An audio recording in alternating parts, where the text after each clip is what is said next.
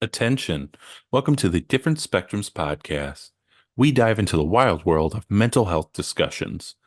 Get ready for profound talks, a sprinkle of humor and sarcasm, and a touch of colorful language. Just a quick heads up, our show reflects our individual opinions, which may not align with the standpoint of the podcast, our featured guests, or any related corporate entities. Our mission? To illuminate through laughter and satire because everyone needs a good chuckle. Chill out and don't stress over the small stuff. Legal troubles? No, thank you. Cancel culture? Please spare us. We'd rather keep this space lawsuit free. So buckle up, have a good time, and join us as we navigate the vibrant realm of mental health on the Different Spectrums podcast. Today's episode is sponsored by BetterHelp. BetterHelp connects you with a licensed therapist who is trained to listen and give you helpful, unbiased advice. By using our link, you can get 10% off your first month of therapy. So, Naz, as a therapist on BetterHelp, what has your experience been like? I've been doing it since January of 2021, and it's been really fun and exciting. I've been able to reach clients all over the United States and the world. I've had good relationships. I've had folks that I've had for a couple months and a good handful where I've had for almost 2 years now. So it's magnificent. I've enjoyed my time and my clients. I love them. Awesome. You can do it all from your phone or computer via phone call, video chat, or messaging, however you feel the most comfortable. Let BetterHelp connect you to a therapist who can support you all from the comfort of your own home. Visit betterhelp.com/DSP or choose Different Spectrums podcast during sign up and enjoy a special discount on your first month.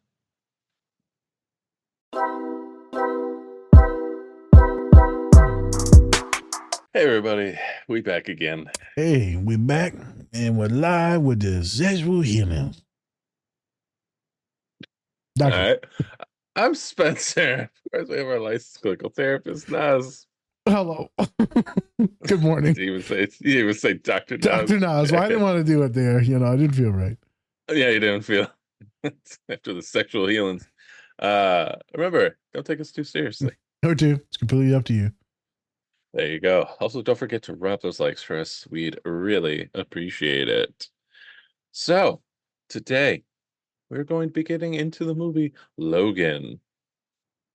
There he is.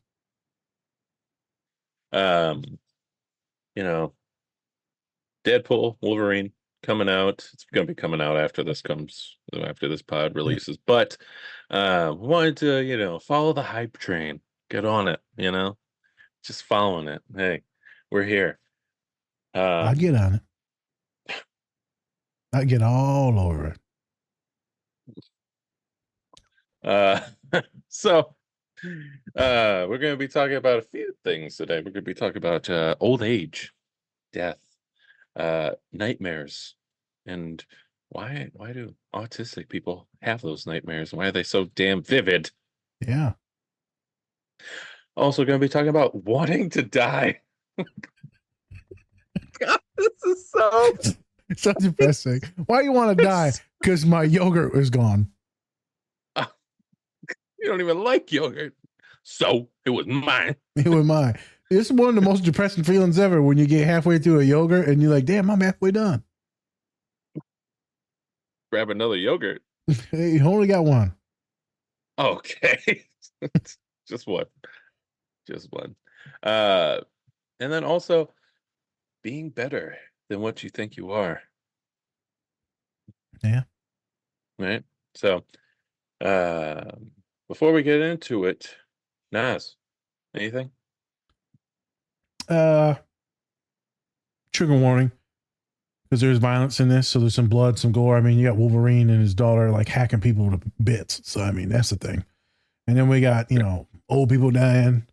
We got middle-aged white men dying, We got old, white, fucking middle-aged. Everybody died. And just the scenes that we showed, I think there's about 50 people that die. There's so much death. Yeah. We only care about two of them that die. Yeah. The rest, what are you going to do? It's fine. The rest were cannon fodder for the two. It was a job hazard, They knew what they were getting into. They knew what they were doing. They're all Nazis, so they had to go. Oh. Uh, Getting too real now. um, so that's trigger warning for that. But we're going to have some really good deep discussions about a couple different scenes. Specifically, we're going to get into when children have to do a lot, take over a lot of roles in the family because the parents got stuff going on, or maybe there's a lot of kids in the house, financial issues. So I'm going to spend some real therapeutic time on that. Obviously, we're going to talk about the death scenes and suicidality, getting old, losing people. Not maybe the funnest pod, but we're going to throw some sauce in here. But these scenes are really good for a lot of folks that are struggling with some real shit. And so again, visual representations, hyperphantasic folks, people that don't have words, these will be some good scenes to help you process some things. Yeah, that's it. Let's get into the scenes. Wait, one thing before we get into it. Just a forewarning, anybody out there, if you are a Black person in your own home and you boil water, watch out. A cop might shoot you to death. So just want to put that out there, forewarning. Don't boil water, apparently. Yeah. Don't do it. Yeah. No, don't be cooking. So we're also going to talk about that too.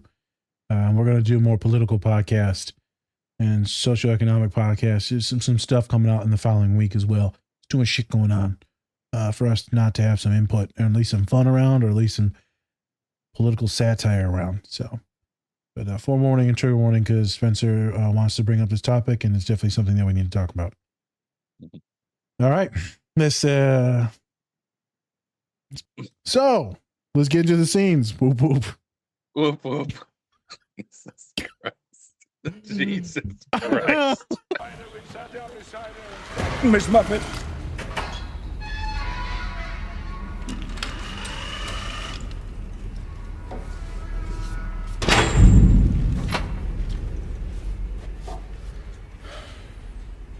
Friends, I have good news for you today. It's not about what you do. It's not about your deeds. You can't live up to God's rules.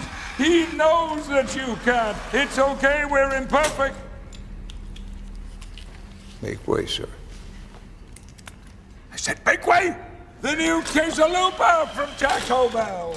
Get it with chicken, get it with steak, but with the cheese baked right in the shell. It's the next big thing. Go now while supplies last.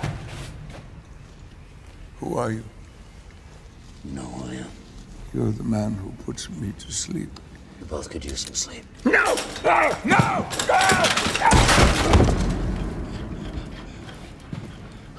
What are you doing to me? Charles. Come on.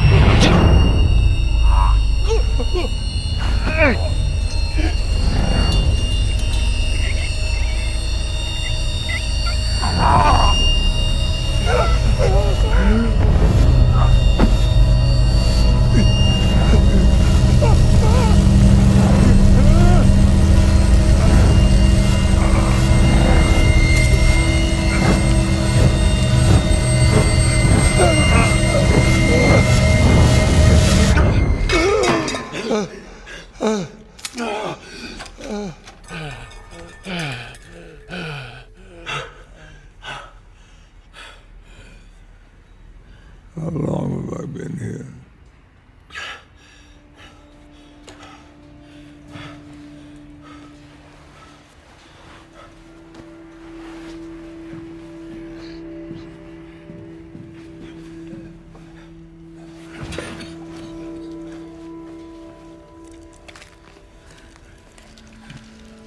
What are these? You remember what they are? The shots? No, the seizures. The pills keep them from happening. How about you blowing them to make him safe? Fuck off, Logan. Well, so you remember who I am now. I always know who you are. It's just sometimes I don't recognize you. Take the pills.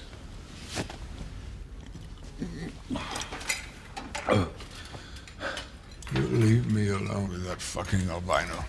He doesn't listen to me. I know a damn speciation when I see one. What? Speciation.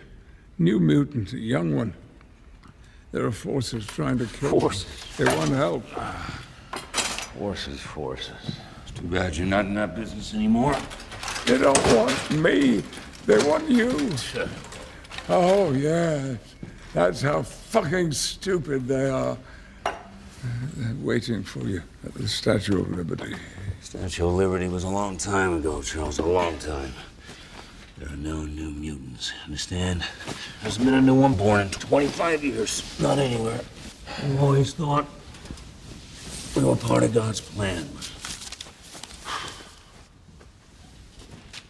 Maybe we were God's mistake.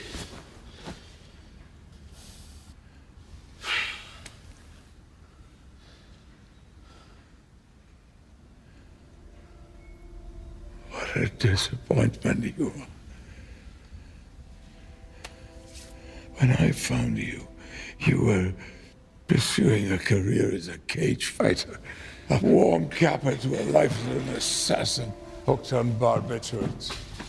You were an animal, but we took you in. I gave you a family. They're gone now. Logan. Logan. What did you do? What did you do? Answer me! Why are we here? No one should live like this, drugged in a fucking tank. For your own good. No, it's not. You're waiting for me to die.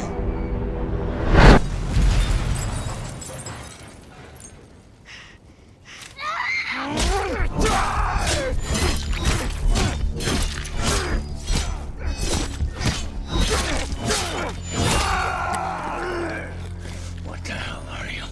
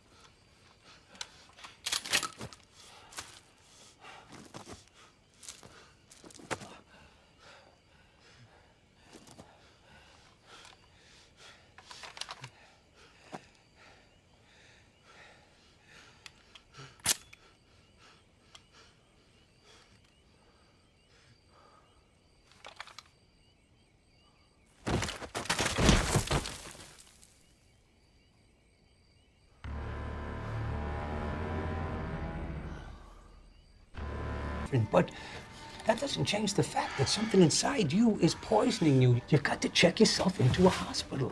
Find out what it is. I know what it is. Please, mister, if you don't want to go to a hospital, maybe I can help you. Maybe I can run some tests. Doc, you seem like a nice guy, all right? You want to save a life, save your own. Forget we were here. Let's go.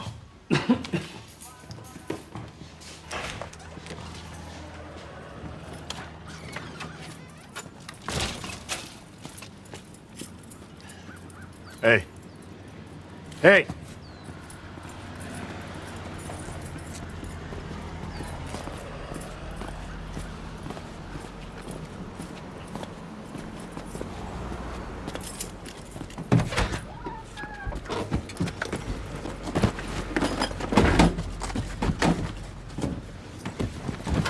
You can't just take shit, you know?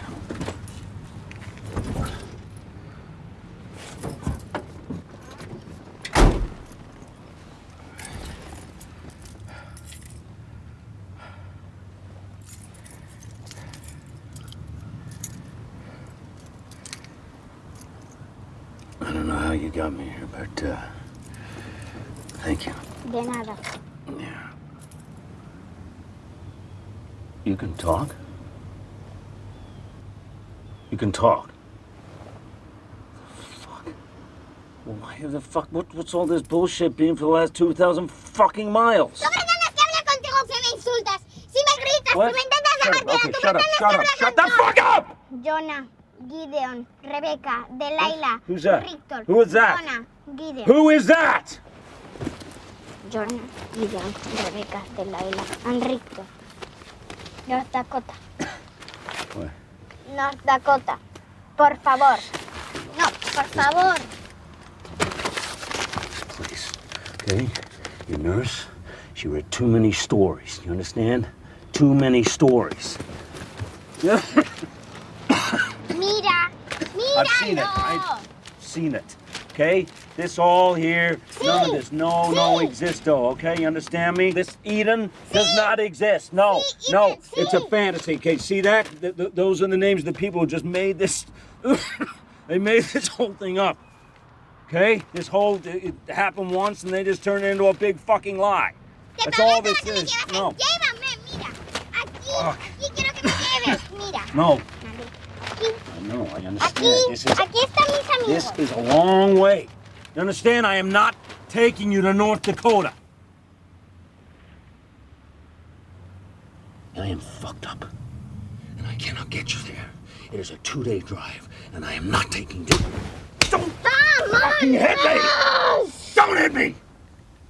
Jonah, Gideon, Stop saying Rebecca, those names. Delilah, Right now. Richter, Stop saying Jonah, those names. Gideon, Stop it. Rebecca, Stop. Delilah, Richter, Jonah, Fine. Gideon. Go there, I'll take you there. See for yourself. Let's go to fucking fantasy land.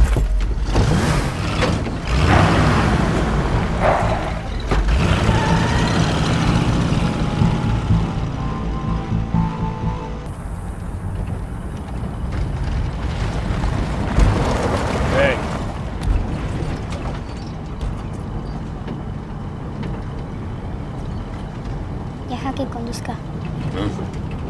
Let me drive. Absolutely not.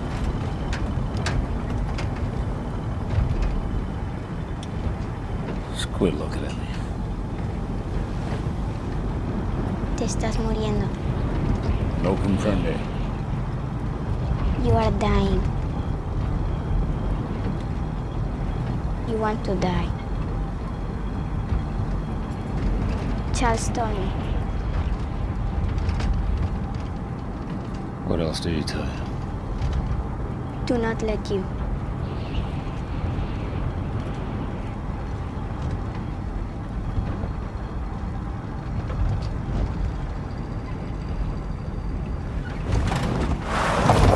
Hey.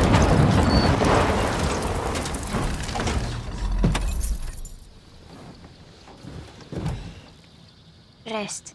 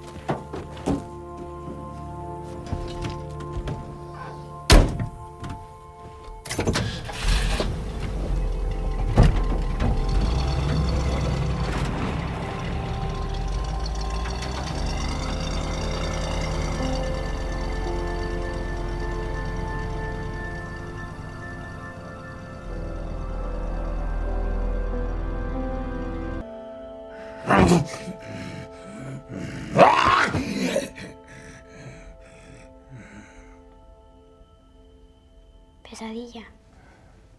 You had a nightmare.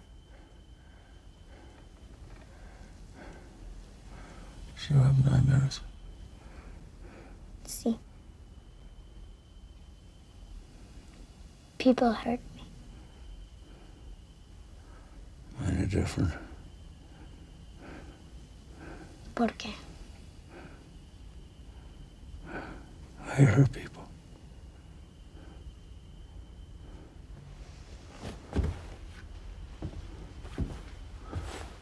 ¿Qué es esto?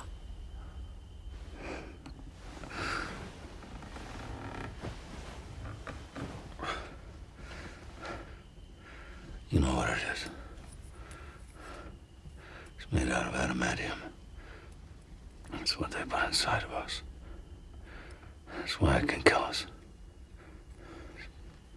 Probably what's killing me now. I got this a long time ago, and I kept it as a reminder of what I am. Now I keep it to,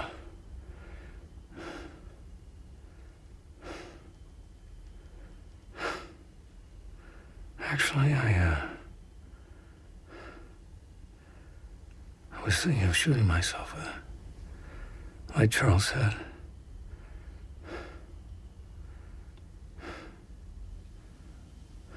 I've hurt people too. You're gonna have to learn how to live with that.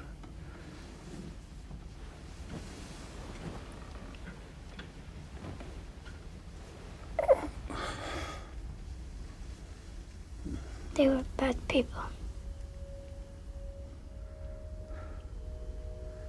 All the same.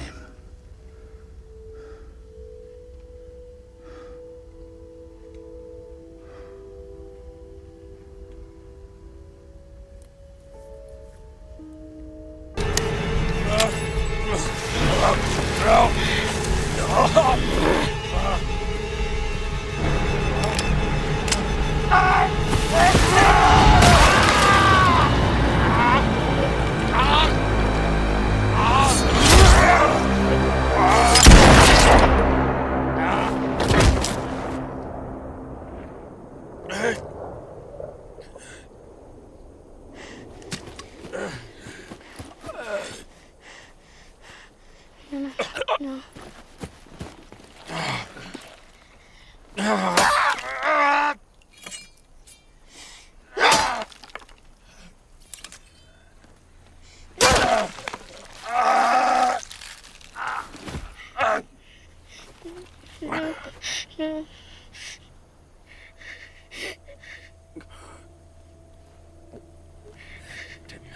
Take your friends and run. They'll keep coming and coming. You don't have to fight anymore. Go. Go.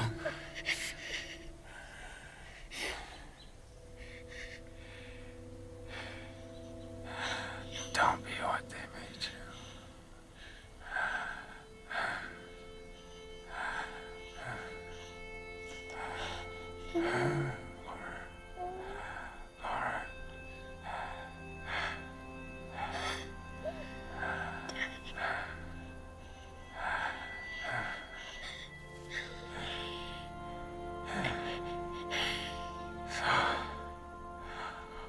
So this is what it feels like.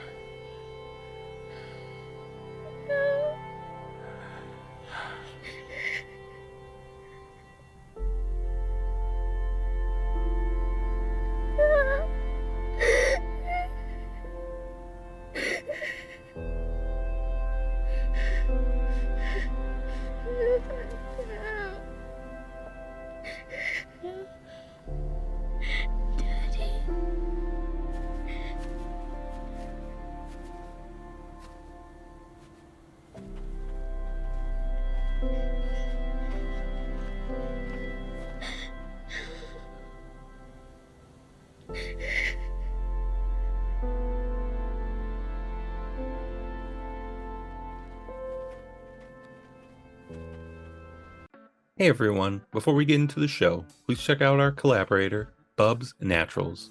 They sell a variety of health and wellness products, including collagen peptides, MCT oil powder, coffee, apple cider vinegar gummies, and other amazing products. Go to bubsnaturals.com and use our code DSP20 to get 20% off your entire order. And with that, let's get into the show. And we're back. We're back. And we're live. Just as live as this topic that we're about to talk about, very actually seriously. So I'm going to kick it to Spence so you can talk about something that happened recently in the news, and then we can put some spotlight on it, talk about it, right? Because a lot of folks of color listen to this podcast. So I'm Spence, I'm going to kick it to you, and then we'll get into what the hell we're doing today, and then me and you are just going to have some fun with the show. Yeah. If you didn't know, you're kind of living under a rock right now. Sonia Massey was murdered inside of her home by a police officer after she called 911 for an incident that happened. And so it's been a very big topic that's been happening. We've seen this happen plenty of times where Black people call the police to try and, get a situation resolved, and ends up with them being murdered instead of anything else happening. So this is a big topic, not just for like just, trendiness, but it's like, when is this going to stop happening? Honestly, probably never. No, It's never going to stop happening. We just have these, I'm going to be honest, racist white cops who just keep on killing our people. And I don't understand how somebody who is boiling water and holding in their hand after they told her to take it off of the oven and things like that is a threat, especially when they're like 5 feet away and stuff like that. Yeah. We've seen it with Breonna Taylor. It doesn't matter whether you're selling cigarettes on the street or you're just minding your own business. Doesn't really matter. Apparently, you're always going to have a target on your back because of the color of your skin. Got a bag of Skittles or some tea in your pocket, or right? I mean, it's just always a threat. They're always a threat, no matter what. It was interesting. I think I read, because I haven't read too much in it because life has been extremely busy for the last week, and then things will start to calm down. But it's been popping up in the feed, Spence. But I heard that also the officer made sure that no life preventing measures were taken to where she could actually maybe survive. I mean, she was shot, and so I assume it's pretty much, dead on right there. But they said that was the thing. They said, no, he made the other officer not do anything. Yeah, so he actually said, I'm not wasting like a med pack on that woman. So, Jesus. Yeah. Was the body cam footage live, Spence, or no? I was. Oh, it was. Oh, okay. Yeah, they got her. Like, they got him doing it, and even the other officers that were on the scene were like, "What are you doing? What are you doing?" And then put him in handcuffs. If the other officers see you as guilty as well, you did something really fucked up. It's one of them George Floyd moments then when all the other officers are like, what is going on? That's why they were waiting to release the footage, because this happened July 6th. Yep. So they were waiting a while for this footage to come out because they didn't want, riots and people protesting. And which I find that very, very shitty on the DA's part or whoever is handling that footage, because you are holding on to something that we all need to see. Even though we've seen it plenty of times, we also need to see this again because this person needs to be known that they are guilty of literally murdering somebody, held accountable. Because if you withhold this, then nothing happens. People don't get involved, right? And then it just kind of goes away. Yeah. So wanted to bring this up because she was a mother. Jesus. And, you never want to see that happen. I would never want that to happen to Dom or anything like that, where you're calling the police and then they see you as a threat, just automatically. Like, you know, whatever. It's very sad once again to see, but then once again, it's something that's been happening since we were taken from our country and put on this place. So, Yeah. that's how it is. It's the thing, man. I think we're so inundated with the violence happening so often to black bodies and brown bodies. And that, it's another one. I mean, I'm not gonna lie. I was like, damn, another one. But there's been multiple people recently that have been killed. It just keeps happening. And in Minnesota, white folk ain't immune to this either. I'm not saying, I'm not pivoting this on the white folk, but I'm like, hey, this shit happening to y'all too now, so y'all should be disgruntled too. I remember Minnesota not too long ago, that white lady called the police in Minnesota, and then they killed her. Yeah. And man, that motherfucker was convicted real quick. Yeah. Black or brown officer, they convicted his ass real quick. Yeah. They, I believe he was, he was black and brown. And then also when George Floyd thing happened, after his murder, took how long to get that conviction? Long? Yeah. Long time. So it's just, you're like, interesting. What There's is happening? A lot of racial stuff going on in these convictions or acquittals and so hopefully the justice is seen for the family. I mean, people always say thoughts and prayers. No, it would be nice to see some justice. Yeah. I talked to my boy Moses about stuff like this at times. Mm-hmm. And he's like, dude, training don't work. He's like, they always recommend training. He's like, bro, my guys aren't even paying attention. He's not paying attention to this hour-long training. It's legit deeply ingrained into a lot of these officers that shoot first. And, he's like, because they think their life's on the line, this and that. I'm like, bro, it's a domestic thing. He's like, hey, I'm not saying I'm defending them. He's just saying I'm letting you know why these things don't work. But what about the body cam footage? He said there's so many ways to distort the body cam footage, bro. I was like, Jesus Christ. He's like, yeah, dude, there's so much stuff that goes into when they go into these houses and the things that are happening in these conversations. I was like, this is the thing that people need to know about. And I was like, well, how do you get rid of the bigots? And he's like, bro, it's hard. He's like, they're everywhere. And they don't live in the neighborhoods and they don't care about the people. Right. And they're shipped in from the suburbs and a lot of them ain't got degrees, right? Moses got a degree, military experience, right? A lot of these guys ain't got degrees. Like, why does that matter? Well, I don't necessarily care about having the degree. It's that you're around other people. You're getting educated, to teaching empathy and all that. I'm pivoting on a different thing and talking about cops. I'm going to get away from that now. I'm just saying that I don't see how this shit gets better. And the shit just keeps getting covered up and it's sad. So hopefully there's justice for the family. Yeah. And, I would advise folks, this is my opinion, I'll kick it back to Spence, to not share a lot of the footage if there is any of like them being harmed or hurt or killed. I would share the perpetrator and the officer and making sure that people know that image and see that and hold that image accountable. I don't like people always resharing the trauma. If you want to see it, see it. Right. But be prepared. People, me, I can't watch that shit. I've seen too many of them. You get traumatized. Watching that George Floyd thing was horrific. That was everywhere for a long time. Yeah, it was horrible. Yeah, it's flashing in my brain now. So I just, horrible for the kids. Hopefully the kids will be able to find some peace or family. And then, of course, the state be sued for this. So, yeah. And, I don't know. With everything kind of going on with the election and things like that, it's just like, scary. I don't know. Yeah, it's very scary.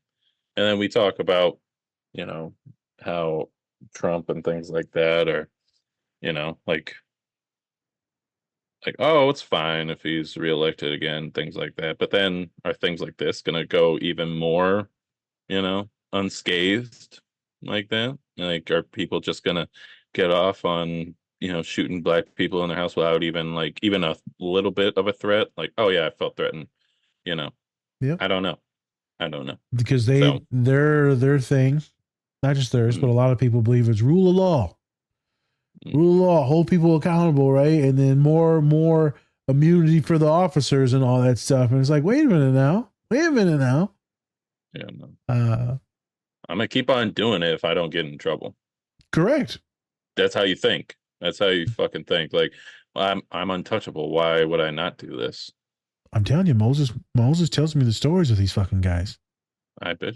I bet. He's like, dude, he's like, I won't work with a couple of these guys. I won't. I can't talk about any other further things, but yeah, he's like, no. Yeah, especially in like when people think of Michigan, like they think Detroit, they think just like black people in general.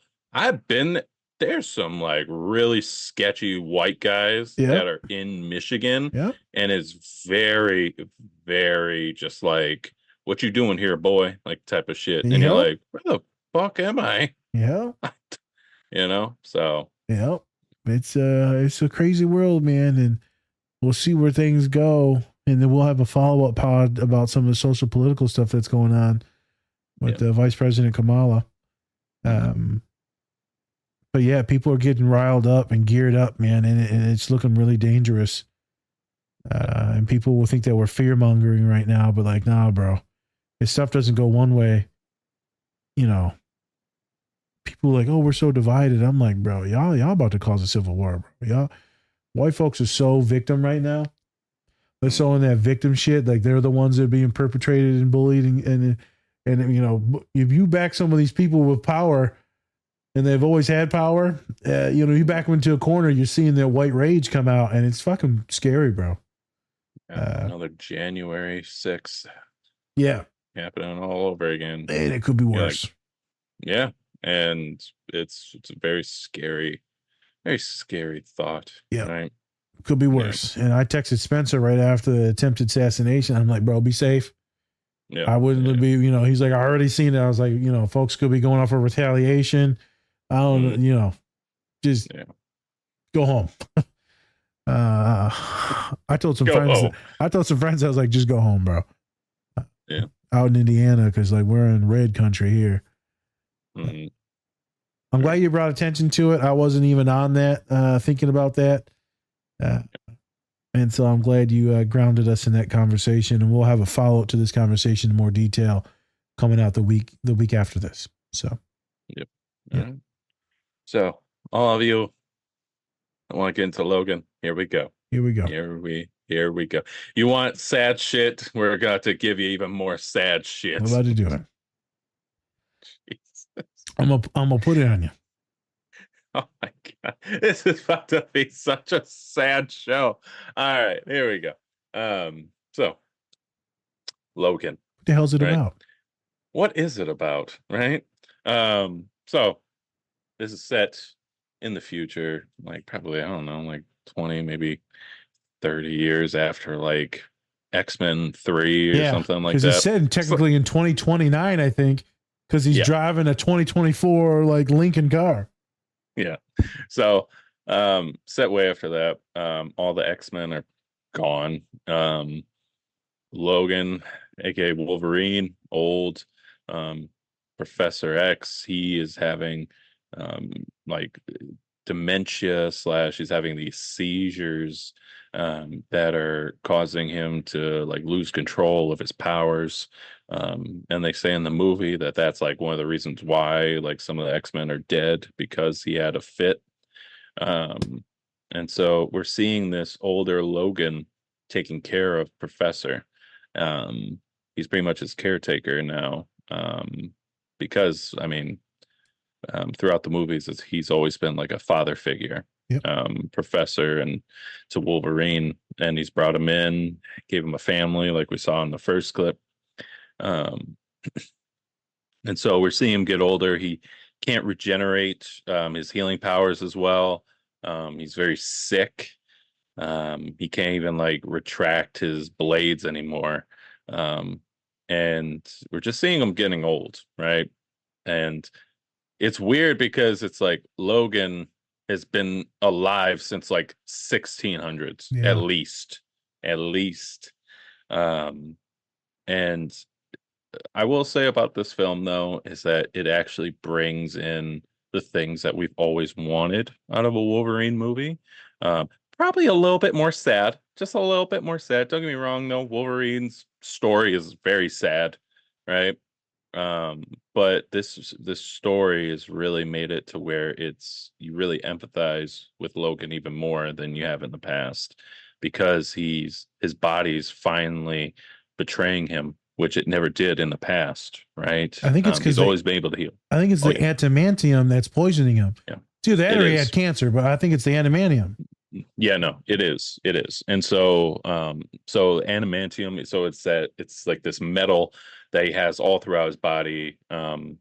He was in this project, I forgot, I think it's like the X project or something like that, where they injected him with all this adamantium, this metal that's like indestructible, right? And so it's getting him sick because he has it all over his body, and this metal is just making him sick. It's pretty Poison. much like a cancer, It's poison. essentially. Yeah. It is, yeah. And so um he's having to deal with that. And yeah, and then he finally meets this little girl named Lauren, um, who has pretty much like almost the same background, right, as Wolverine. So she was experimented on as well. That's how she got her adamantium claws. She regenerates, and because she is technically Logan's daughter, right? They stole like some of his DNA, Yep. and that's what helped make her. So she's kind of like a clone slash daughter. Um, and that's where we have her. And so now they're on this trip to go to this Eden, where it's like a safe haven for mutants, at least the ones that are still alive. Um, Great film when it came out. Um, Probably one of the best Marvel movies Bro. out there. Yep. This is up there. Yeah, Yep. it is. And then you also have that rated R, the fact that it's rated R2 is a big testament because Marvel wouldn't go anywhere near rated R before. Yep. And so I think after they saw the success of this and then also Deadpool, they were like, all right, we'll make a fucking rated R movie with Wolverine. Okay. Well, they we'll went do it. real downhill after that. They're like, let's do all PG-13 after that. Jesus. COVID really messed with a lot of people. Yeah. Now, let's stop it. All right. Yeah. So much for our and so testosterone in America. So we've actually had a couple Wolverine movies that came out. So we had like X-Men Origins, and then we had like another Wolverine movie like set in like Japan. Yep. Like okay movies, but they were all PG-13. They didn't have this violence that we've always wanted. They didn't have the storytelling that we've always wanted out of this. And plus Wolverine Origins fucked up Deadpool so bad. So bad. They got rid of his mouth. Oh, They yeah. made him teleport, and it just like, what the fuck is this? And then blades came out of his hands. You're like, what is this? So I'm really glad that they made this film. And shout out to the director of this film. His name is just had it, James Mangold. And James Mangold also did Ford versus Ferrari, which is like a great film. Yeah, I heard. Film. Christian Bale, Matt Damon, so good. Yeah, some of my favorite white guys. Check that. I thought I was. All right. But yeah, so that's a little bit of a backstory on Logan. We'll probably add some little tidbits in there as we kind of go along. But for the first scene, we have Charles having one of his seizures or one of his fits. He can't really remember who he is, where he is, or why he's there. And then all of a sudden he has this seizure, and Logan and I'm just calling him albino. The albino also are feeling those effects because he can't control his powers since he is telekinetic. So when we're looking at this scene, right?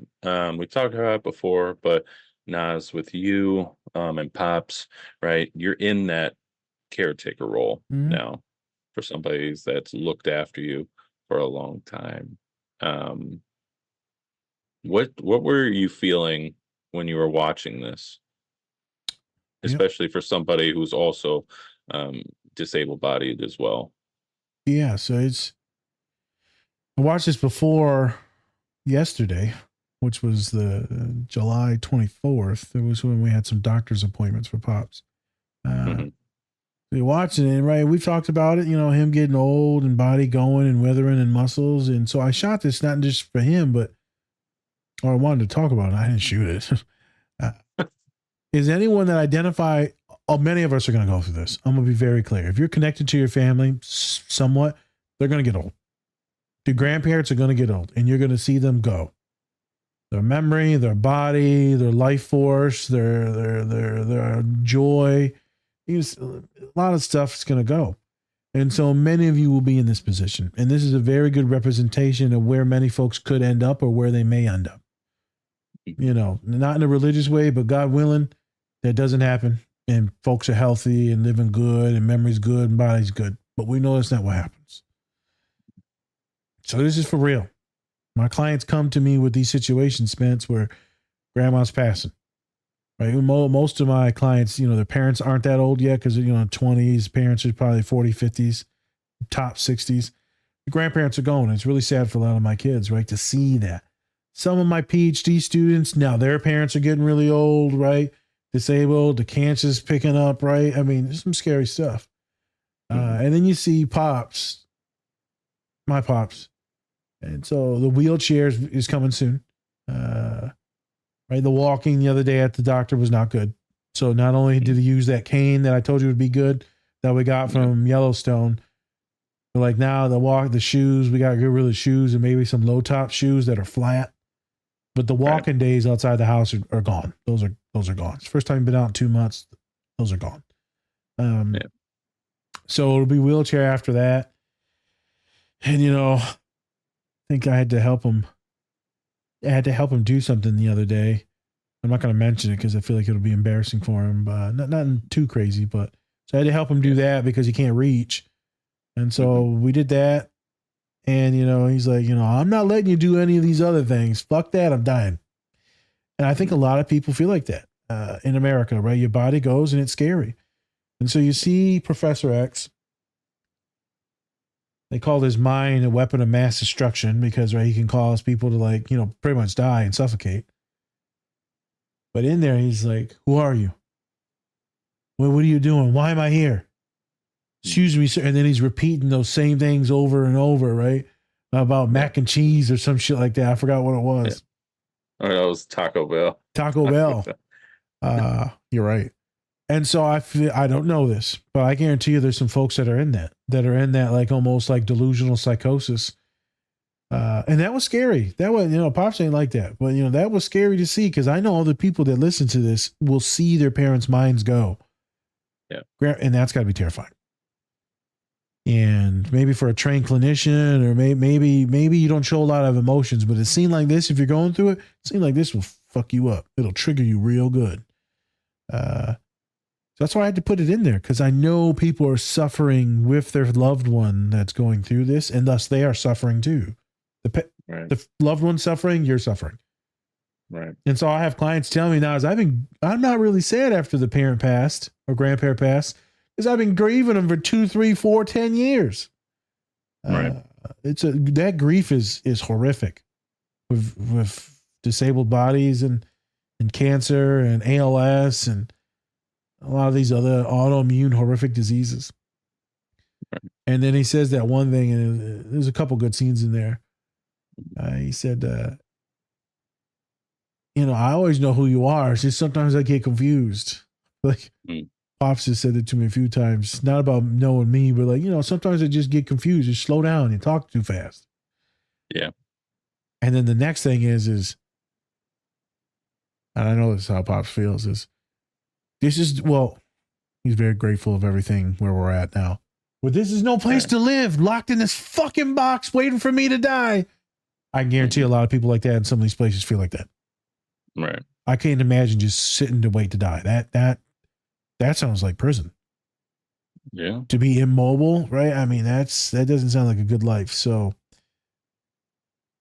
yeah, I don't need to really go much further than that. It's just a really sad scene to see his mind go, his powers go, his life force, his intelligence, humor, whatever. I don't wish that on anyone, any of you. I don't wish that on, well, I probably do on that piece of shit that murdered her. Yeah, I probably wish that on them. Let them be disabled and then have to live with that. Yeah. Like horrifically disabled. Yeah. Yeah. I agree. Yeah. I agree. So what would you say would you have any advice for Ooh. anybody is at like a roadblock right now, that's just they feel like they can't do anything other than what they've been doing, caretaking, but Yep. they are down in the dumps right now. They are exhausted, they're tired. Do you have any advice for those people Jesus, that good are question. at that? Yeah, look at Spence. Look at the podcast evolving now, boy. We getting good at this shit now. Hey. What up, CNN? CNN. We going to Fox News, motherfucker. We trading. We race trading. I love cops. Jesus. Like Moses. You're gonna need support. Yeah, fact is, you're gonna need some friends, some homies, some siblings. You're gonna need, number one thing is you need support to talk, to laugh, but then also you need to be talking to your loved one too, and like kind of do some of this planning or prepping, right? And there needs to be some communication. Hey, maybe it is stressful for you, maybe, but it's horrible for them. You need to push communication with that person that you're working with. If they're not willing to talk about certain things, or they're just being like maybe aggressive, like Professor X, maybe there's some mediation. Maybe you could have someone that's better at talking to them than you. Definitely support, definitely increase communication. You'll have to be patient with yourself and them. I do have some older folks I've worked with. They got kids and their parents living with them, and bro, they're stressed the fuck out all the time. So then I tried to hook up one of the parents, like, hey man, you need to have a respite, which means that let's go put your kids, because autistic woman, grandma's autistic, kids are autistic. So we're going to have to put your kids somewhere in like a little daycare type of thing for the weekend, because no family's around. So if they have family, they need to go for a little bit, because if you can't fucking sleep, what are we going to do? Now, I remember I was working with a client, Spence. It was sad, man. I mean, grandma just died. Like they were fine, but not fine. But then they just died during COVID, just died. And they were fucked up. But then they were also like ashamed, Spence, because now they had one less person to worry about all the time, and to nag them and to rile up the other kids, and the dementia would kick up. And she used to tell me it was a bad day. It was a bad day. Well, then things got lighter. So it was a horrible feeling for her to feel like it's easier, because you're supposed to be sad and in grief, but then life did get easier. And so I was trying to help them work through that. It gets weird. And so I don't have the fix all solution. Every place is different. Support, communication, starting to deal with some of the grief now, getting a therapist. If you have too much going on, how do you lessen your load, or able to help some people maybe lift that load for you? Kids go here. Maybe grandma goes with someone else. It's like the movie. What movie was that? Oh, I recently watched it. Oh man. It was with that magnificent actor. It's the one you made me watch. The black dude in Racial. He writes a book. Oh yeah, American Fiction. American Fiction. And so, right, the one guy, come take care of your mom. Why I gotta take care of mom? Yeah, while he's off doing partying and shit. And he's just doing cocaine and then having sex with men. So I mean, it's fine. Yeah, he's like, let's do this. Penis. It's just like, bro, there's responsibilities here. But then again, no, their mom was okay. It was the grandma that was a piece. No, the mom was a piece of shit. She was a homophobe. Yeah. So then I got it. I figured it out at the end. I was like, oh, okay, yeah, fuck it, Yeah. Like we see why. We see why he stayed away.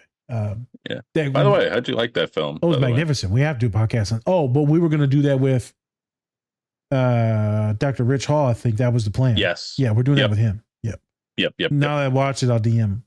Of course, his podcast still hasn't come out, so we got time. But yeah, that's where I would go with that, Spence. Thanks. We spent a little bit more time than I thought on that clip, but that is a very impactful clip that many folks that listen to this will have to go through. Oh yeah, totally. Yep. Oh, all right. So next scene, right? So It's just a quick one. so it is. But you know, the premise of this is that so Wolverine, Laura, and then Professor X were being chased by the people that actually created not only Wolverine, but then also Laura as well. And so they're being chased by them. They're getting tracked by the albino man because he can actually track mutants. Albino man. Never trusted nobody. Hey, I haven't seen one. I don't want to. I don't know you, and I don't like you. Hey, it's not your fault you're like that, but I don't like it. All right. Yeah. Go back to your country. That's what I say. Yeah, that whole. And so they're getting chased, and then they meet this. So Logan and all of them, they meet this family. Of course, it's a black family. Of course. And yeah, of course. And then, of course, they get tracked to the house, and there is a clone of Logan who murders the whole family In the neighborhood. just yeah, pretty much. Yeah, kills the white people too. And just murders everybody. And then we have this great scene where Logan and Logan facing off. And of course, old Logan is getting his ass whooped. At first he wasn't. He was doing pretty good at first. But then, you know, and then the young buck comes out and busts his ass. So kind of want to get your thoughts. What were you thinking when you picked the scene out? Great reel for you versus you. Older version versus younger version, or mental illness versus not mental illness. I don't fucking know. But the reason why I chose is because Professor X dies, and it's because the dude stabbed him, and you see that. Oh, you about to get it.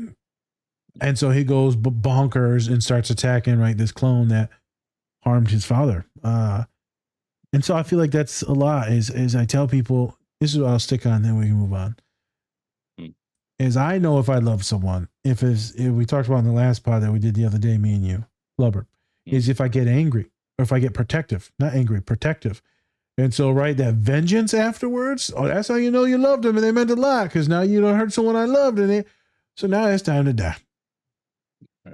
And so that is a very intense scene because we grew up with this figure, Professor X, for so many years. My God, when was he originally in the movie? How many years ago was that, Spencer? It's probably in 2000, I think. Yeah, let's go almost 30 years now. We've known this bald man, and then now we see this bald man die.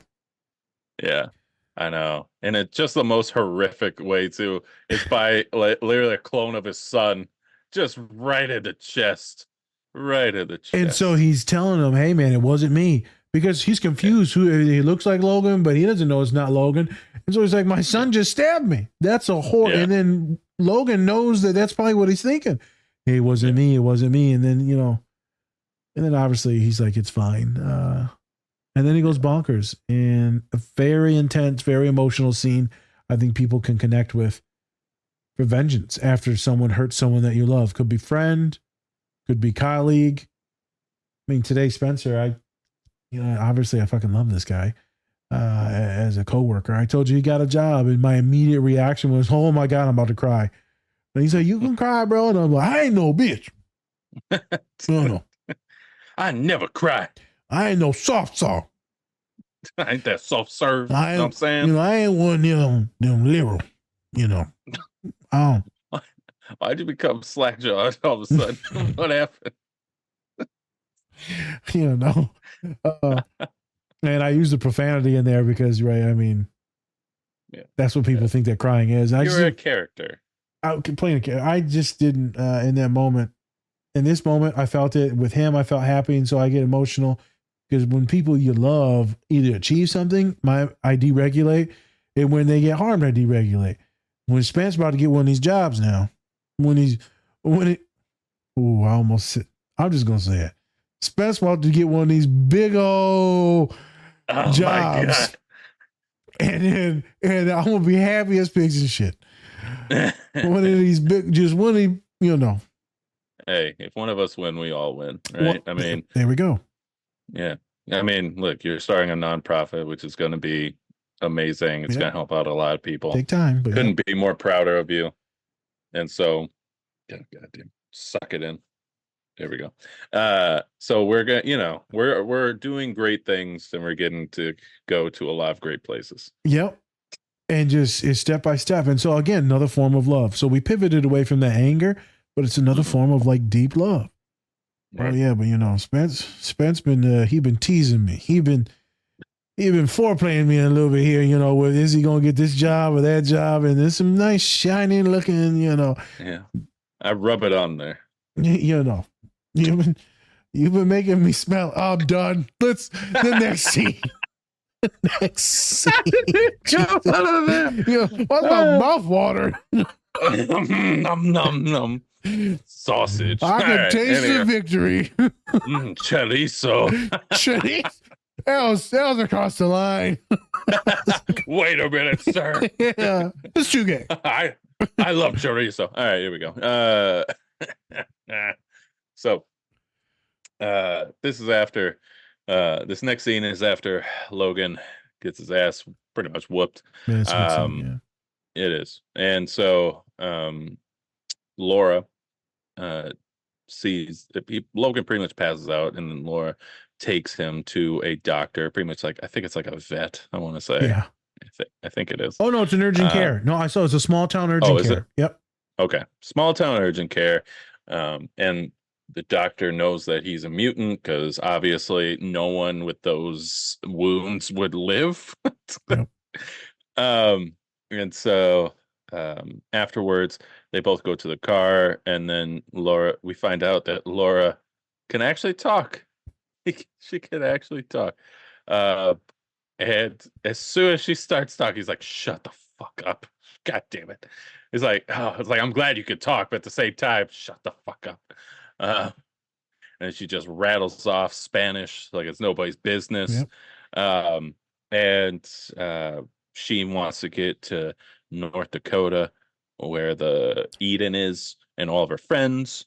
And then Logan is just like, I'm not taking you there. Like, I'm dying. I'm literally dying right now. I'm coughing up blood, and I have wounds that look like I got trampled over by a bus.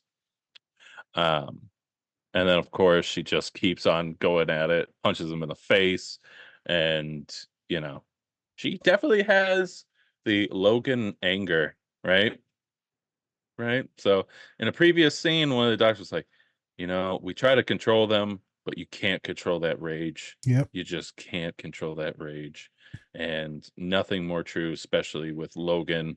And then X-23 is what her hero name is.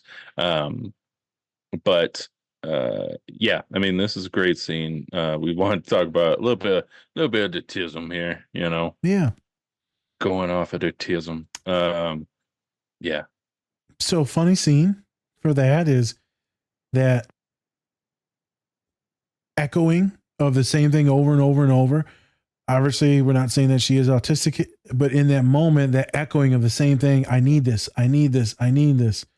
Rebecca, Dylan, whatever, so-and-so, Roberto, right? She keeps going over and over and over. And it's a very actually emotional scene. And she's like, please, por favor. This is what we're doing. North Dakota.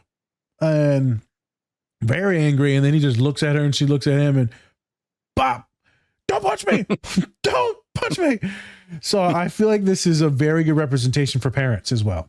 So parents dealing with kids, right? Like, 1.5 to probably 3-year-olds. I feel like this is kind of the vibe, what's going on. And it's intense. Kids are annoying, and you get sick of it, and you're like, oh, I can't wait till they talk. And now you're like, shut the fuck up. Like, Okay, this has gotten to be a lot now.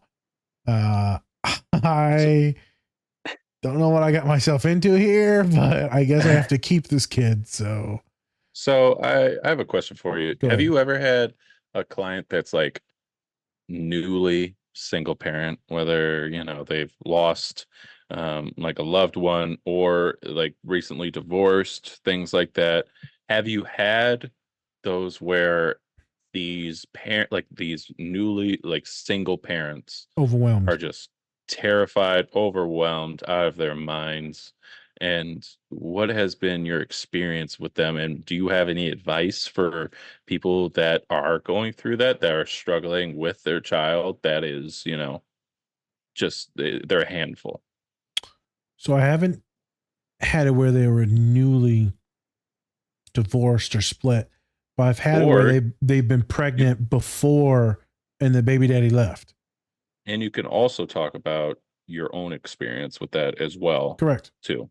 So, So with like expecting moms, it's been difficult because now you're managing what the hell's about to happen. How am I about to do this on my own? Luckily, a lot of my clients were able to, go back home. And some of them did finish college, but some of the parents also were disgusted at the girl for having the kid. And some of my kids were like, "Nah, man, I'm having this kid," and it was pro-life-ish kind of why they were having the kid, but also fuck no, this is my baby. I'm having my baby. So it wasn't so much about political reasons. I've had that multiple times now, and where the moms are just like, dude, and I'm like, I mean, we're gonna get to it together, and I'm gonna support you as best as I can while you're in college. We also need to start getting you some services. We need to make sure if parents aren't supporting you, we need to get you on insurance now through the state, so that way the kid's covered through the state. And so we're usually making sure the medical stuff is taken care of, Spence. Then we're making sure that like financial aid's getting ready to kick in and cover them too, because they're going to take a leave of absence for school for a while. So then I have to fill out that paperwork. Terrifying times. And at some of the times, like now I'm working with some clients that are technically they're married, but it's pretty much like a single family house or single parent house because the other person isn't pulling their weight. That could be their own mental health issues, depression issues. I have some where it's been postpartum, and so they haven't been able to contribute a lot. And that's been hard I've had for both genders, Spence, is how to handle all that shit in work. Like, what do you do? And you can't quit work because you need the money. So it's very stressful. Advice is you need more help, more support. Advice is, hopefully we can take time off. If not, a medical insurance.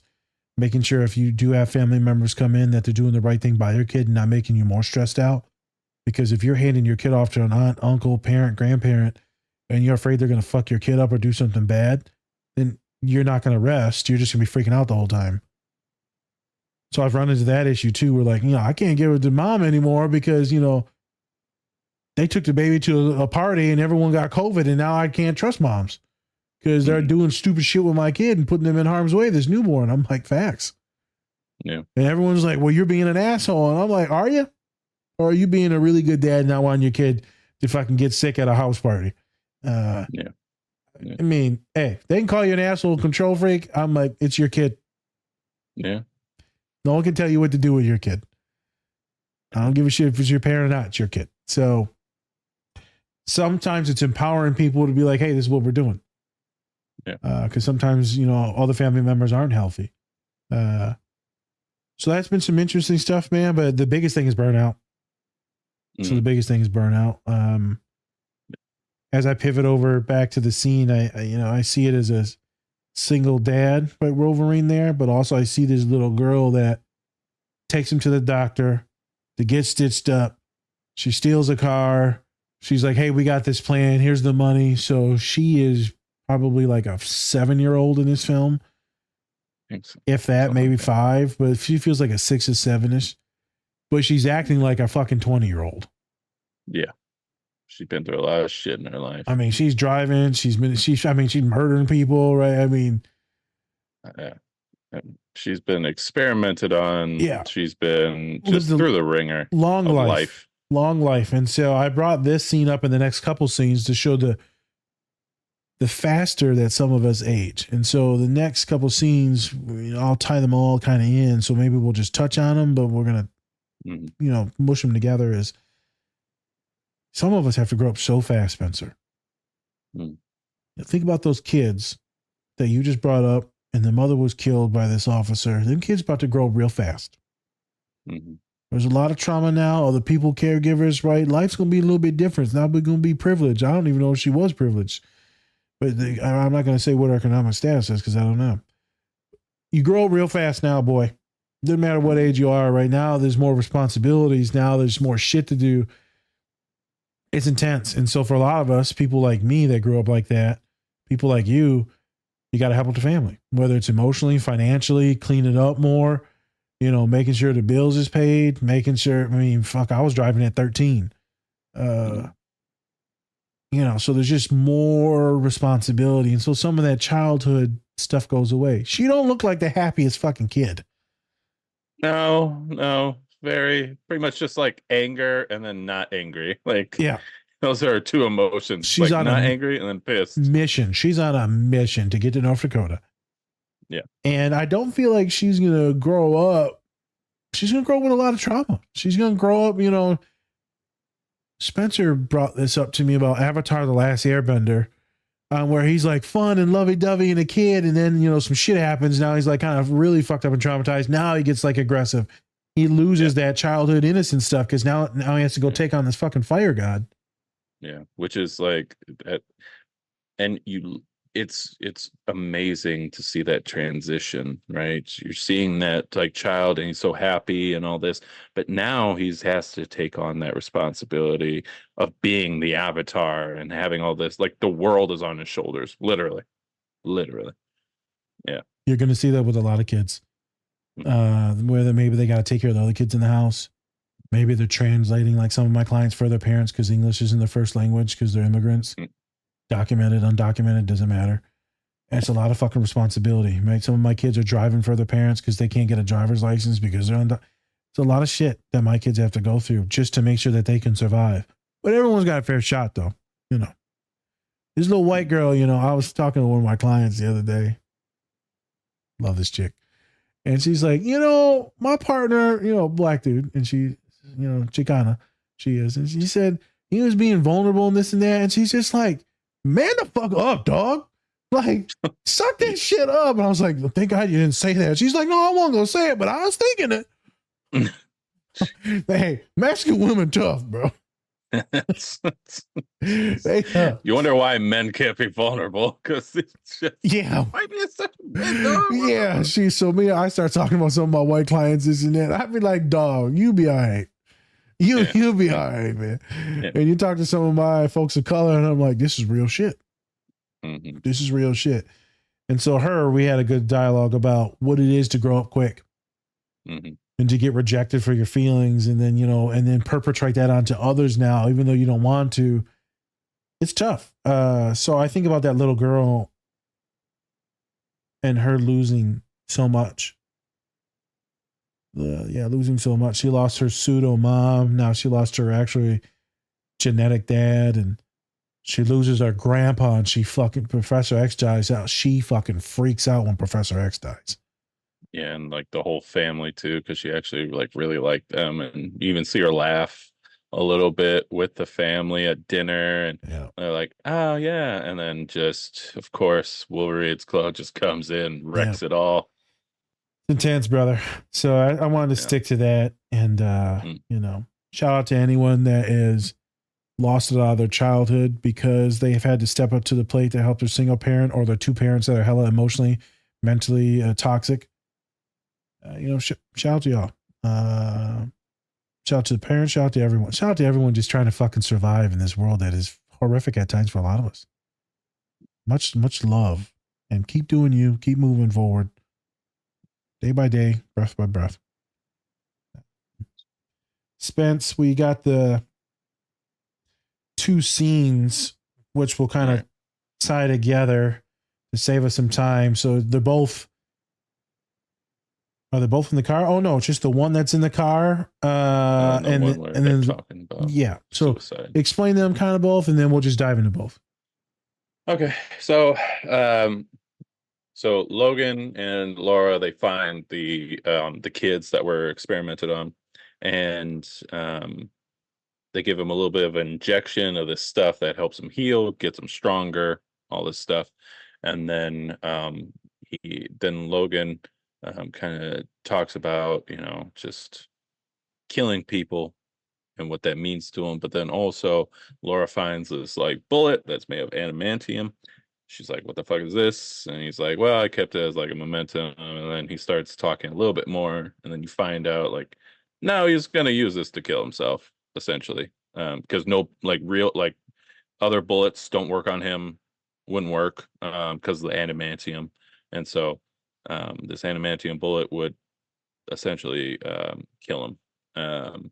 There's that scene, and then I'm going to talk about the other scene, and then I'll come back. And then, of course, um, there's a big fight between Wolverine and then his clone.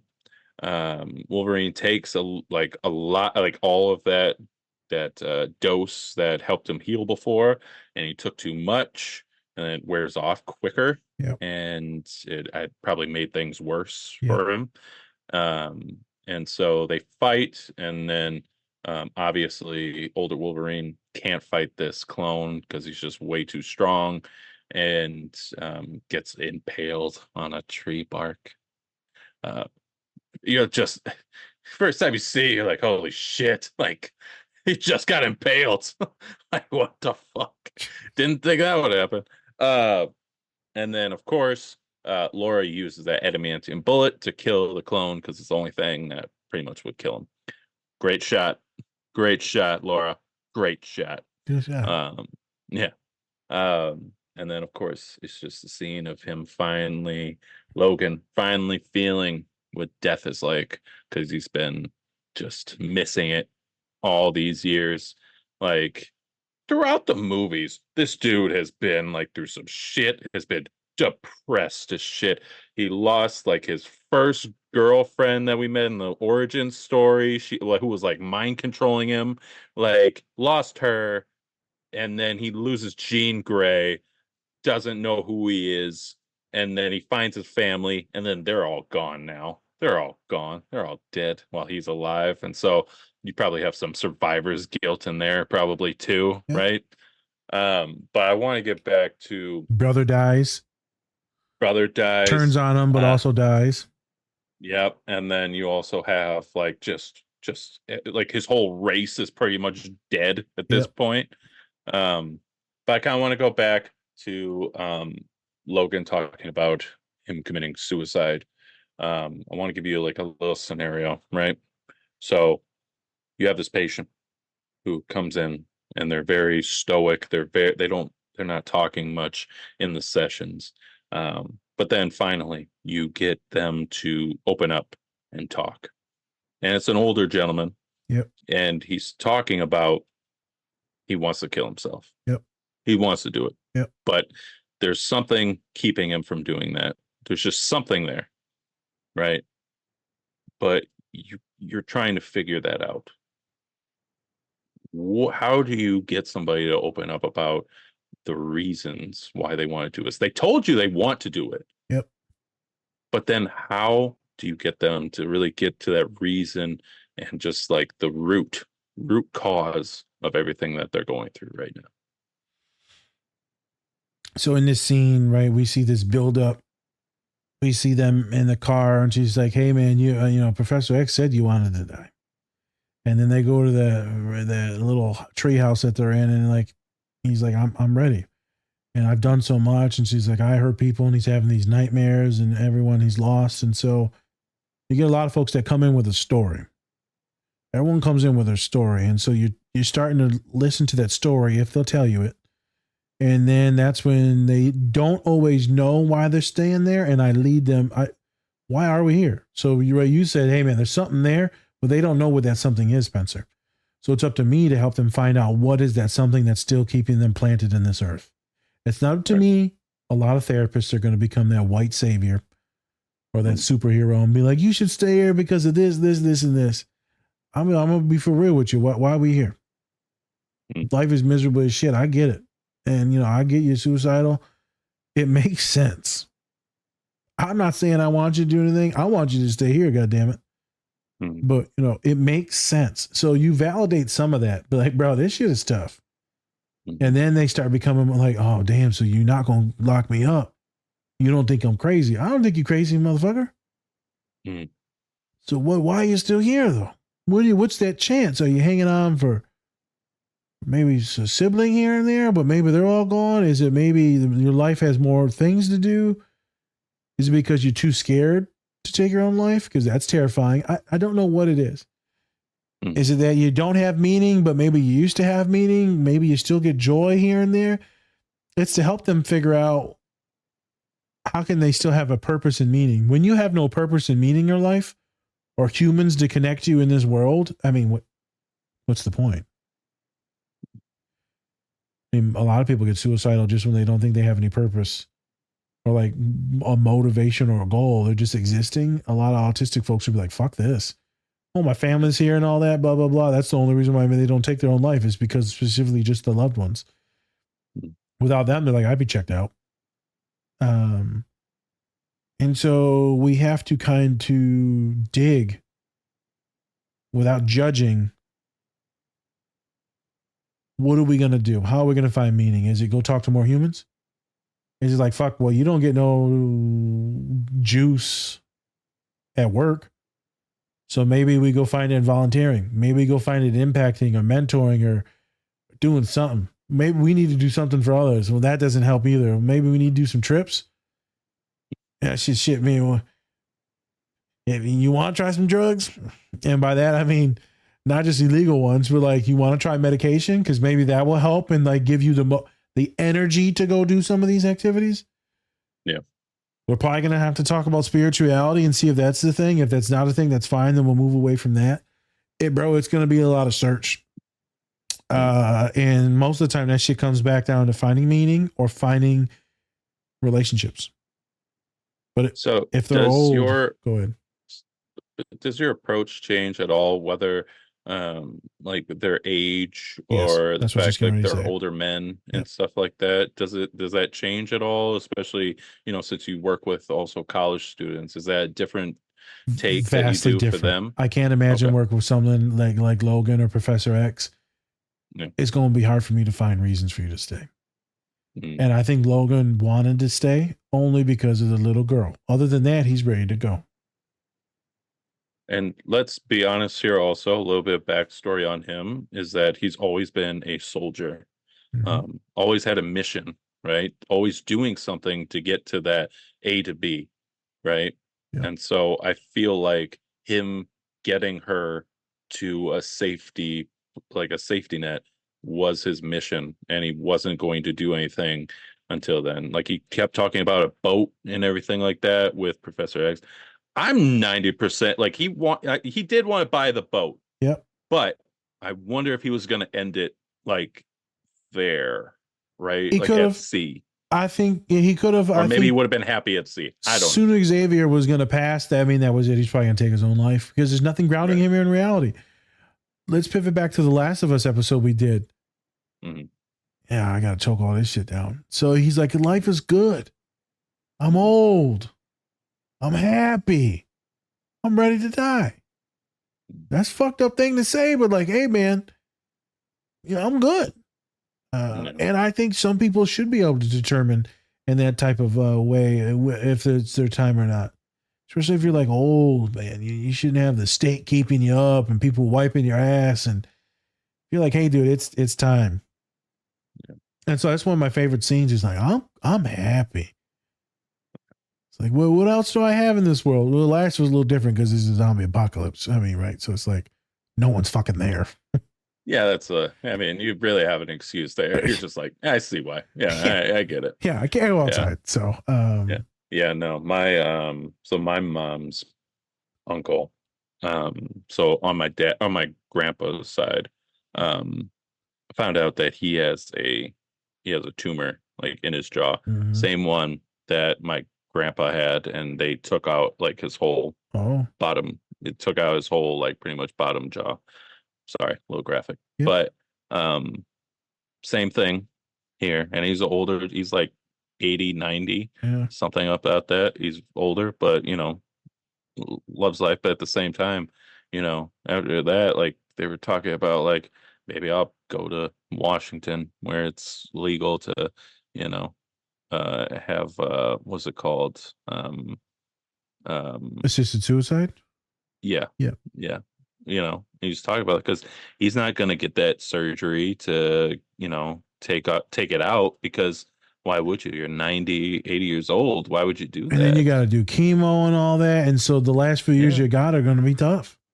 Yeah. So it's like, why put your loved ones through that? And so anytime people talk about like assisted suicide and things like that, especially when they have terminal cancer, Yep. I'm just like, I get it. I, I I, understand. I want you to be here, but then also, I mean, Jesus Christ. You're not going to be here. You're going to be a shell of who you are. I've seen it. My aunt, it was the same thing. It's like she just, it's like you wither away and It's bad. sucks. Yeah, it's bad. There's a lot of movies on that too, where the kids will be screaming at them and they're like, dude, you got me good now. Mhm. Maybe I buy a couple extra months, I'm gonna be miserable. Mhm. This loved one stuff and this is some really touchy scenes right here with Logan. It is. Very, very touchy scenes that hit home on a lot of different things.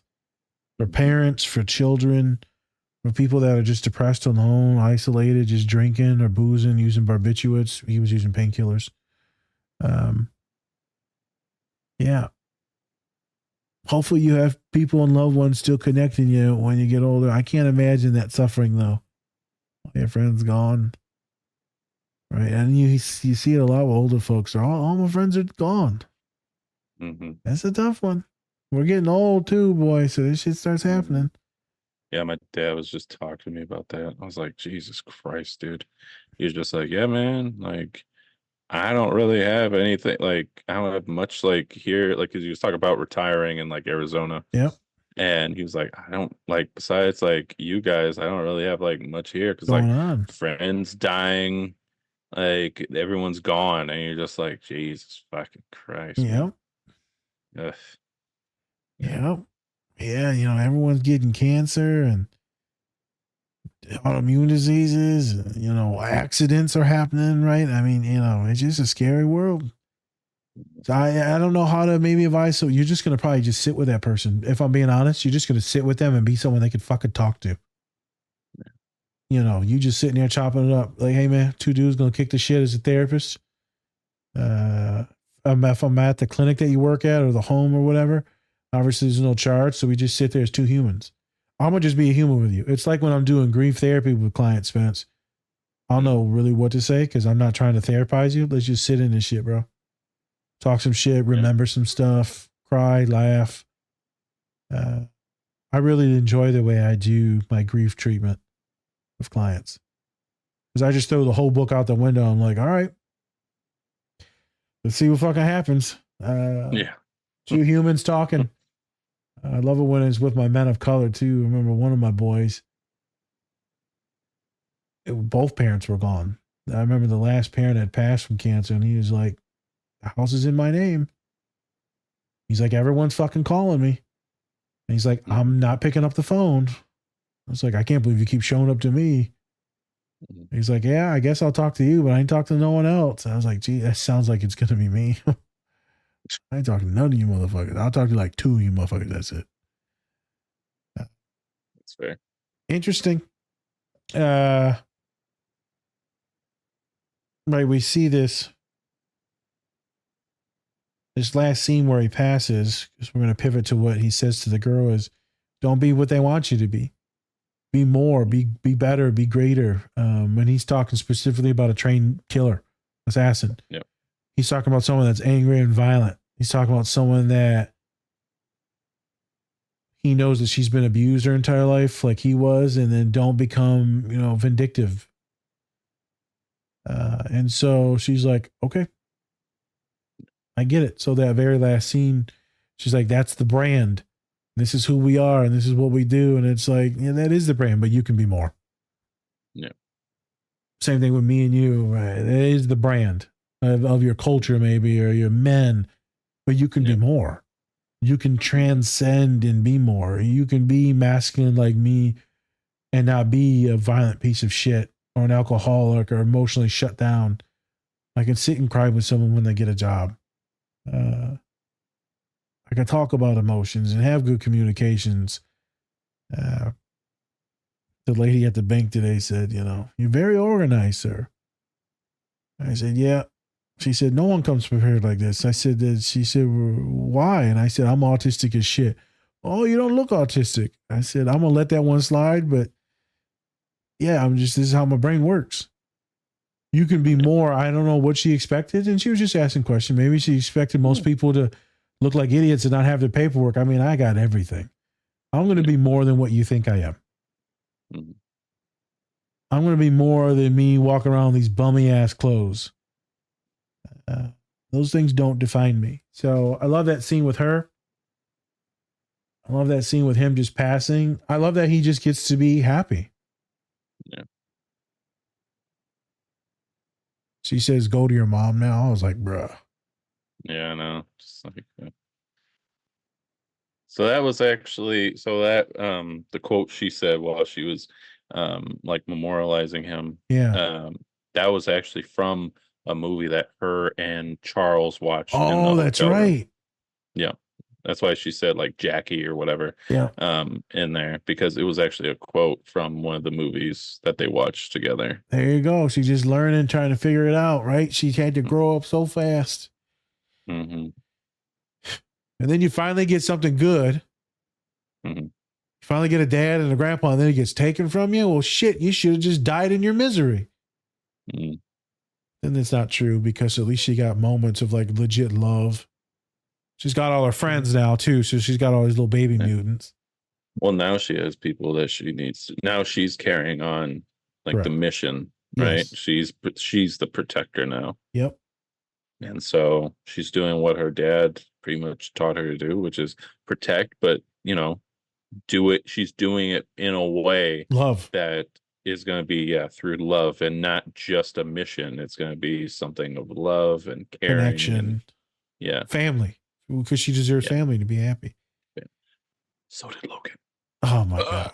Oh yeah. It's like that scene where we're gonna do it because I'm gonna put it out there on Iron Claw, bro. When all the siblings meet each other in this afterlife. Oh my god. Oh god. And he's like, "Where's little Michael at?" And then the little kid comes out who died at a young age, and it's like, oh my god. God was destroyed.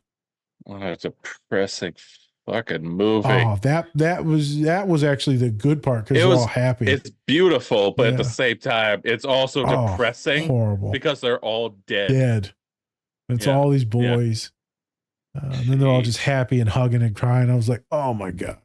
So Logan, he gets to have that, go be with your dad and your partners and your friends. So tough seeing. I'm glad I rewatched this, because this is one of the only ones that are like really, really, really like worth rewatching. Depressing. Depressing, but also really worth watching. It's a real story. It's a fantastic and down to earth Marvel movie. Has a lot of sci-fi things in it still, all the comic book stuff, but it's also very low down to earth, and it's such a true story, right? He's not fighting off a big ass samurai, and you're just like, okay, all right, like it's cool. It's cool, but there's nothing here that's emotionally attached to it. This has meat to it. Yes, meat and potatoes. Yep. Let's be honest. Logan should have, this is probably an Oscar-winning movie right here. Should have won. Yep. Should have won. Yep. But because it's a hero movie, can't do it. And also the character of Logan has been through but the fact that this dude has lived through multiple world wars. Yep. Fought in them. Fought in them and just been a soldier all of his life. You're like, okay. Tense. Yeah. Just lay down. And now he'll be back for Deadpool and Wolverine. Yeah, an alternate He's back, reality. baby. He's back. He's back. Just like racism, it's back. Hey, it never went away. It's back in full force now, though. Yeah. Well, small pivot, and then let's get out of here. Yep. That one part where he's having the nightmares, very normal for a lot of folks that are autistic or highly anxious. Someone asked me on our hyperphantasic thread post, why is that? And I haven't got a chance to research it yet. It's got to have something to do with your brain just not being able to process things, or maybe cortisol that's coursing through you. But like when you're super, super anxious, it starts to seep into your dreams. And for a lot of autistic folks, our minds don't shut down, and we recycle the same thought, the same anxious thing over and over and over. And then the dreams could be either that terrifying thing, but it usually pivots into something more morbid and graphic. So a lot of scary stuff, a lot of murdery stuff where you're getting stalked. The most common one is the teeth falling out. A lot of people, I've never had that, super common. And they're very vivid. A lot of my clients don't like to go to sleep because of that, or if they get super stressed out, then they know their nightmares are going to be bad. But then if they don't sleep, then it only increases the frequency of nightmares. So if we have one really bad one, then we know that you're going to be like a little trickle effect for the next couple of days. So it's making sure they sleep, lowering their stress levels, trying medication to get their brain to equal out a little bit from a 10 freak out to like constant 7. I'll take a constant 7 over, 10. So a lot of stuff goes into that. A lot of therapy, a lot of love and validation from the therapist. Also putting people in check, minimizing stimuli, not just stress, but stimuli throughout the day should allow them to sleep. So I don't fully know yet, but I know people have those questions about the nightmares and night terrors, vivid dreams. Very complicated. It's limiting as much as you can, especially going into the night. Sleeping, doing your best to go to sleep, even if you have a nightmare the next day, because it'll keep fucking things up if you're not sleeping and you're just staying up because you're avoiding. And also the journaling before or after. So finishing the story, like we talked about with PTSD and dreams, is wake up, horrible dream, finish the story in a positive way, then go back to sleep, and then your brain will then know that that's a thing, and it's like fan fiction. It'll help like cure that horrible thing. So I wanted to touch on that real quick, because those dreams for us are intense, brother. Whether it be PTSD or autism and PTSD, dreams can be fucking intense. Yeah, and we'll update the peeps once you start getting into that research. Whenever you do, correct. So I need to look, because I need to find out, because my clients deal with it. So I'll look this weekend. Yep. All right, there you go. Yeah, so that was Logan, right? Great conversations have been had in this podcast. Next, we're going to be doing Deadpool 2. A little bit more on the lighter side, even though it's a little bit, still a little depressing on at least from the Deadpool standpoint. Like, it's probably the most depressing one out of the two, so, yeah. Kiss me like you mean it. Well, come on over here, Red. And then we have to get the beginning scene where he's just like, fuck Wolverine. He stole my thunder. I know. We will. It's great. So, all right. So we are out for today. Go check out betterhelp.com/DSP. You can get 20% off your entire, or at least your first couple months of therapy, on us. So go check it out, and get that help that you need. And then also watch out for Mr. Nazir's nonprofit that's going to be coming out, and that he's going to be doing some other work. So yeah. Check them out. There we go. I know you didn't want to plug that, but yeah, it's fine. Gotta do it. Oh, we can now. Yeah, so I'm gonna be hustling funding. I'm about to be begging for some money. So hey, crowdfunding. Here we go. Yep. I'm getting my lipstick on because I'm getting ready to kiss some ass and touch some weens. You disappeared. Good. Good. That's the Stiff is Better podcast. All right, everyone. Take care. Much love. Oh, and I fucked it up. So, all right. Goodbye. No, you have to say it. All right. It's our Remember, take care of yourselves, folks. or don't. That's completely up to you. But I'm bummed.